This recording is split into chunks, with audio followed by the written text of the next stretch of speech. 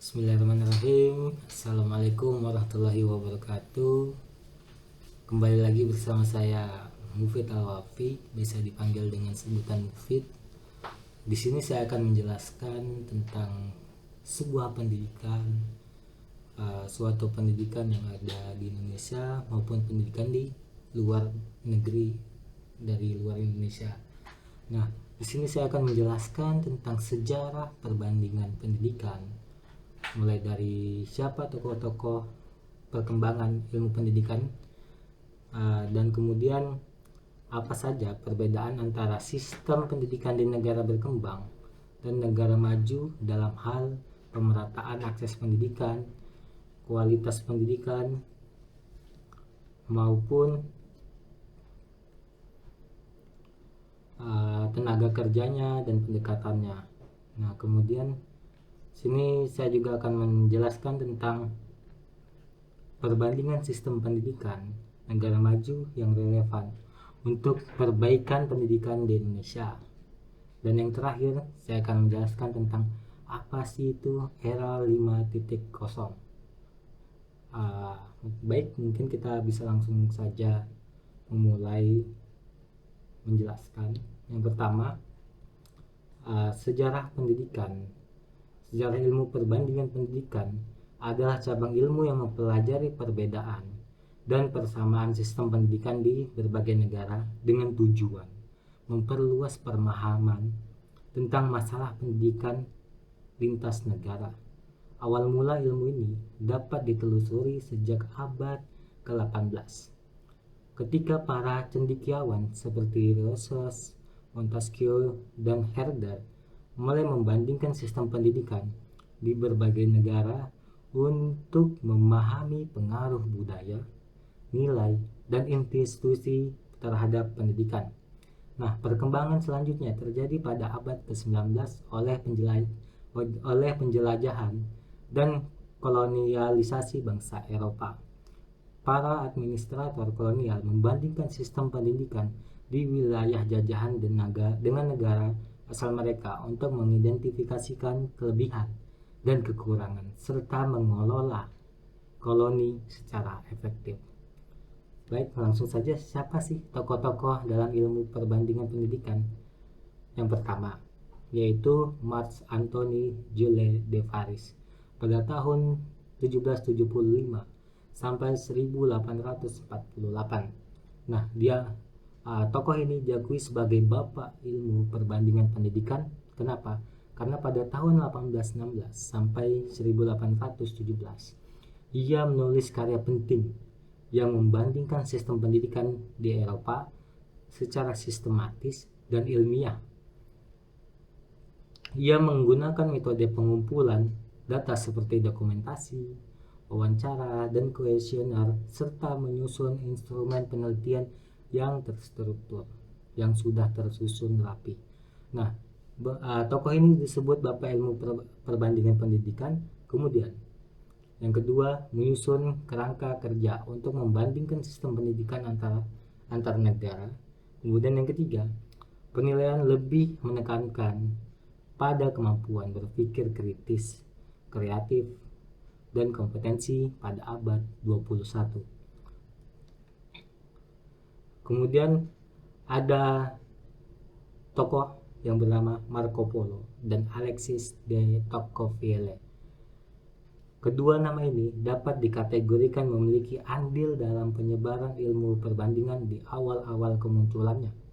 Walaupun hasil pengamatan atau laporan mereka masih bersifat lisan, bukan tertulis. Nah, yang ketiga ada tokoh William Webber adalah pendiri The Comparative and International Education Society. Organisasi ini berawal dari konferensi pada tahunan di University New York yang dimulai sejak tahun 1945 dan kumpulan makalah yang berhasil dipresentasikan pada saat itu diberi judul yaitu Proceedings of the First Annual Conference on Comparative Education pada tahun 1945. telah diklaim oleh Brinkman sebagai tolak ukur kelahiran organisasi perbandingan pendidikan ini, dan selama 6 tahun keberadaannya, organisasi ini berhasil melakukan studi tour ke 24 negara di 5 benua berbeda, sekaligus meresmikan jurnal baru yang berjudul Comparative Review. Nah, mungkin kita lanjut kepada penjelasan apa sih perbedaan mendasar antara sistem pendidikan di negara berkembang dan negara maju dalam hal pemerataan akses pendidikan, kualitas tenaga mengajar, dan pendekatannya. Mungkin bisa langsung saja kita mulai. Pemerataan akses pendidikan. Dari negara maju, pemerataan akses pendidikan negara maju umumnya sudah sangat baik. Fasilitas pendidikan, infrastruktur, dan teknologi tersedia merata hingga ke wilayah terpencil. Baik seperti sekolah-sekolah di negara maju dilengkapi laboratorium modern dan perangkat digital dan akses internet yang luas, sehingga hampir semua anak dapat menikmati pendidikan berkualitas tanpa hambatan geografis atau ekonomi yang berarti. Kemudian ada di negara berkembang. Di negara berkembang, pemerataan akses pendidikan masih menjadi tantangan utama. Banyak daerah, khususnya di pedesaan dan wilayah 3T, yaitu tertinggal, terdepan, dan terluar, masih kekurangan fasilitas dasar, infrastruktur, dan akses ke teknologi. Anak-anak di daerah terpencil seringkali kesulitan mengakses sekolah yang layak, dan perbedaan kualitas pendidikan antar wilayah sangat mencolok.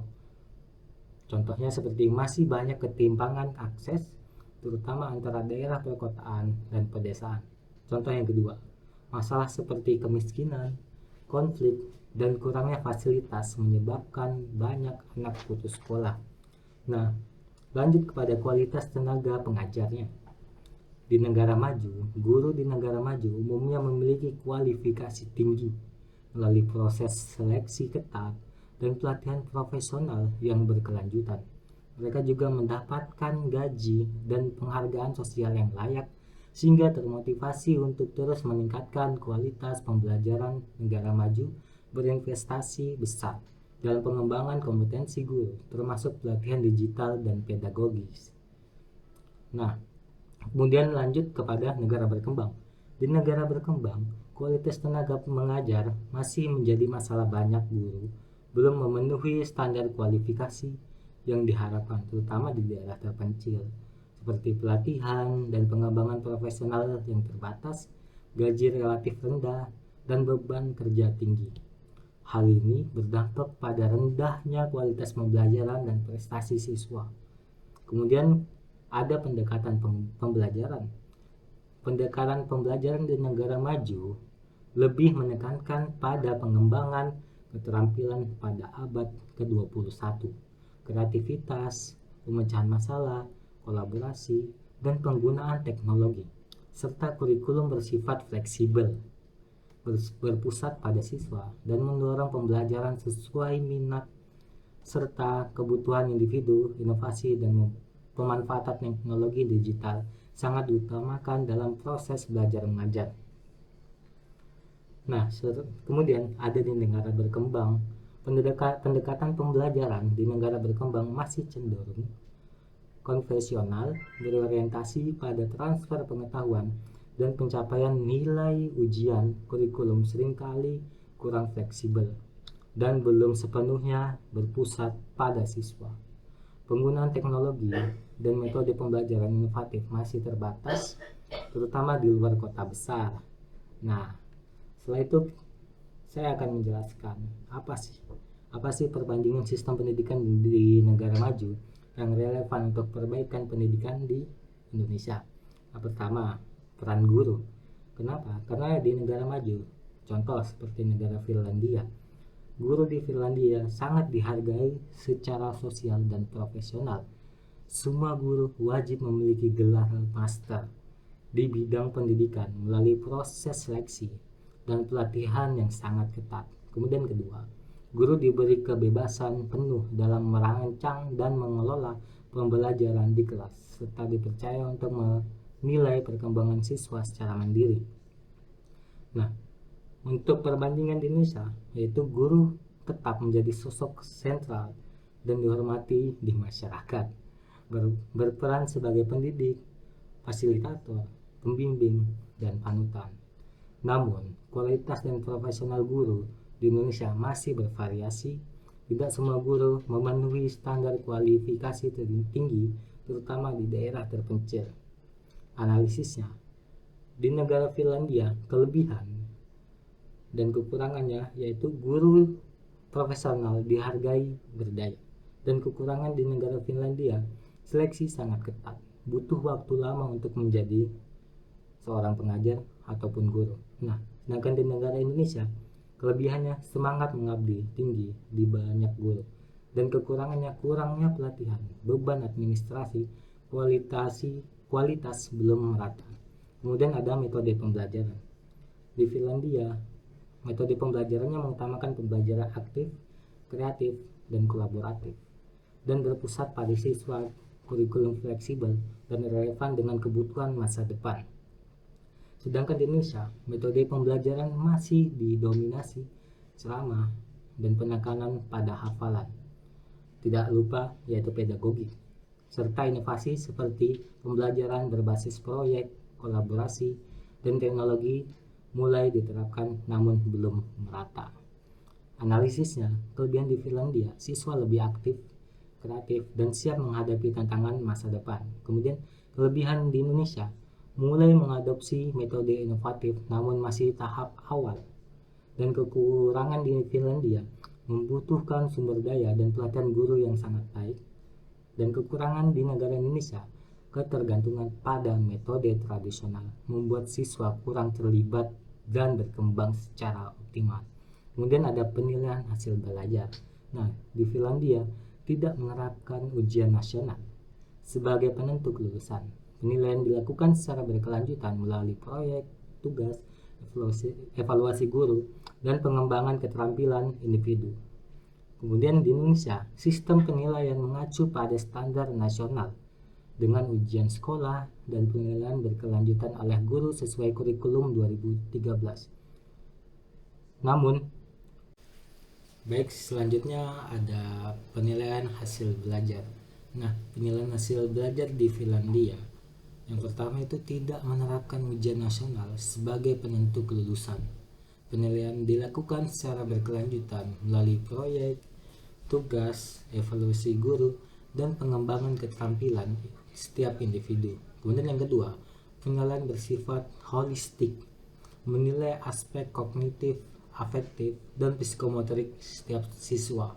Nah, di Indonesia, sistem penilaian hasil belajar yaitu mengacu pada standar nasional dengan ujian sekolah dan penilaian berkelanjutan oleh guru sesuai kurikulum K13 atau 2013. Namun, ujian nasional pernah menjadi penentu utama kelulusan meski kini sudah dihapus. Kemudian yang kedua, ada penilaian autentik mulai diterapkan, namun pelaksanaannya belum optimal di semua sekolah atau tidak merata. Nah, analisisnya, kelebihan di Finlandia yaitu penilaian lebih manusiawi, individual, dan mendorong pengembangan potensi siswa secara menyeluruh. Dan kelebihan di negara Indonesia, ada upaya menuju penilaian autentik dan berkelanjutan. Dan kemudian kekurangan di negara Finlandia, yaitu membutuhkan kepercayaan tinggi pada profesionalisme guru.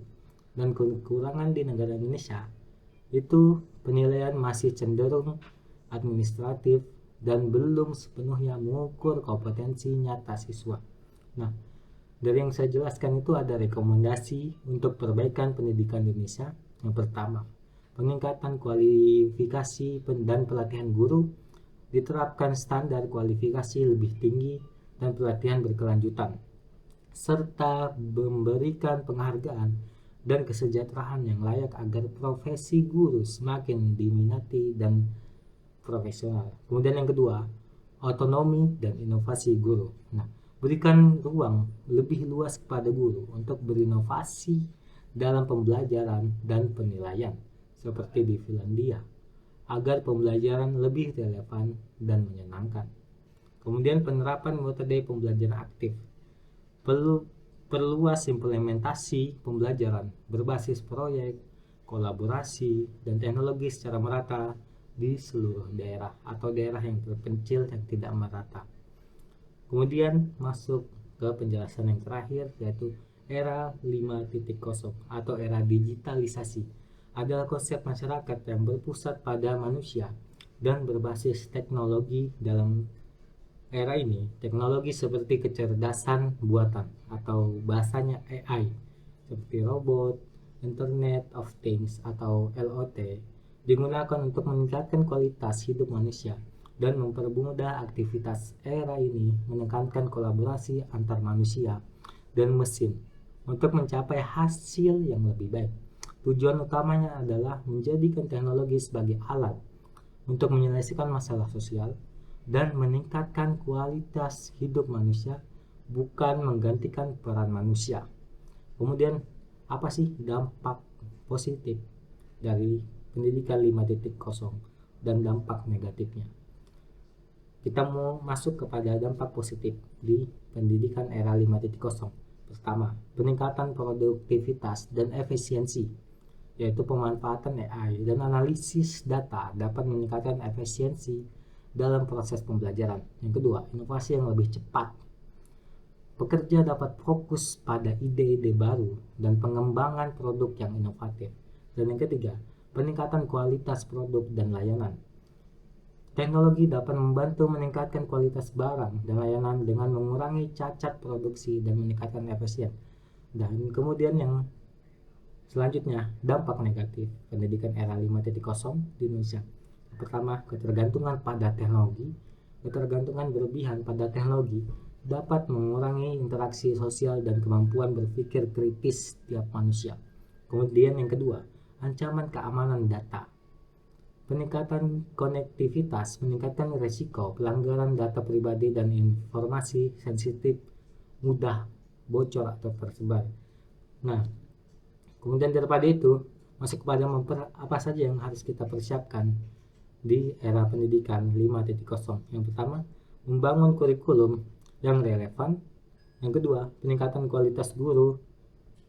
Perlu dilatih untuk menggunakan teknologi dalam pembelajaran dan mengembangkan metode pengajaran yang inovatif. Mungkin itu saja yang dapat saya sampaikan. Kurang lebihnya mohon maaf apabila yang telah saya jelaskan kurang jelas. Saya minta maaf. Wabillahi taufiq wal hidayah. Wassalamualaikum warahmatullahi wabarakatuh.